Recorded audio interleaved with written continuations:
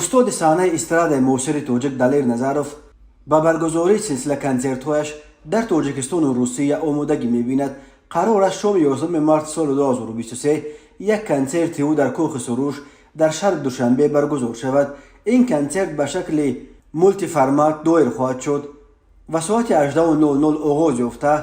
جریانش توسط سامانه کلیکستار آنلاین نیز مستقیما پخش خواهد شد. بعد این دلیر نظروف با یک سفر هنری به روسیه رهسپار می شود.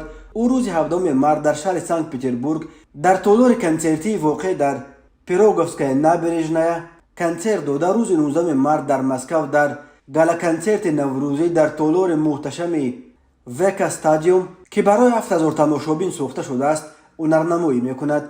در نهایت روز 21 مارس در روز عید نوروز کنسرت دلیر نظروف در شهر نووسیبیرسک در تالار کنسرتی به نام مایاکوفسکی دایر می شود. نرخ چپتاو به کنسرت دلیر نظروف در روسیه از 1500 روبل شروع می شود. اصلشا اکیمبیکوف مدیر کل شرکت کلیکستار و یکی از تشکیل کنندگان کنسرت های دلیر نظروف خبر داد که یک قسم مبلغ های از حساب فروش چپته ها به دست آمده برای کمک به آسیب دیدگان ترمه در ولایت مختار کوهستان بدخشان روانه کرده می شود.